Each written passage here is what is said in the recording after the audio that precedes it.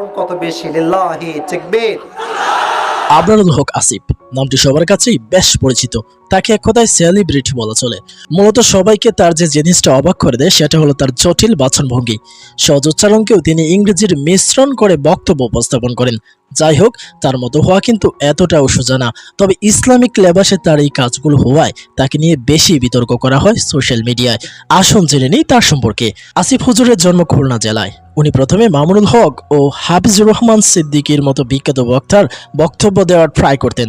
তা ওনার পূর্ণ ওয়াজ শুনলেই বোঝা যায়। এরপর যখন মিজানুর রহমান আজহারী দেশ ছেড়ে চলে গেলেন, তখন আজহারীর মতো ওয়াজ করতে শুরু করলেন। এভাবেই চলতে থাকে ধারাবাহিকতা। উনি না পারলেন মামুনুল হক, না পারলেন হাফিজুর রহমান সিদ্দিকী, এমনকি মিজানুর রহমানের মতো হতে। শেষে একটা প্রতিভা পেলেন যার মাধ্যমে বিখ্যাত হয়ে গেলেন। সেটি হলো প্রেম বিষয়ক ওয়াজ। ওনার ওয়াজ শোনার জন্য যুবকরা বেশি আগ্রহী, কারণ ওনার প্রেম নিয়ে বিশাল অভিজ্ঞতা রয়েছে। ছেলেরা ওয়াজ না শুনে প্রেমের পদ্ধতি শেখার জন্যই মূলত তার মাহফিলে যায়। উনি আরবি, বাংলা এবং ইংরেজিকে বিকৃত করে উচ্চারণ করেন। কয়েকটা উদাহরণ দেই, তাহলেই বুঝতে পারবেন। লিল্লাহি তাকবীর এর পরিবর্তে বলেন লিল্লাহি তাকবীর। রেডি সবাই এর পরিবর্তে বলেন রেড সবাই, যার ফলে অনেকটা বিকৃত উচ্চারণ আমাদের সামনে উপস্থাপিত হয়। তাছাড়া ইংরেজি ভাষাকে একেবারে নিহত করে ফেলেছেন আবরারুল হক আসিফ হুজুর।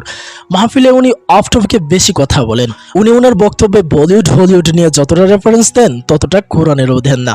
এজন্য তিনি পুষ্পা হুজুর হিসেবে সমধিক পরিচিতি লাভ করেছেন। সফলতা বলতে উনি ওনার বক্তব্যে বোঝাতে চেয়েছেন যে যখন মেয়েরা পিছনে লেগে পড়বে তখন সে ছেলে সফল। এইসব কথা যুবকদের কিসে অনুপ্রাণিত করবে তা তো বুঝতেই পারছেন।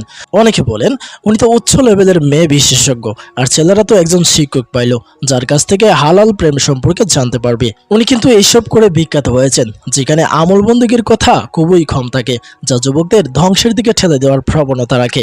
আরেকটা অবাক করা বিষয় হলো তার হেয়ার স্টাইলের পাশাপাশি সৌন্দর্যের আভিজাত্য দেখানোর জন্য অনেক সময় টুপিও ব্যবহার করেন না।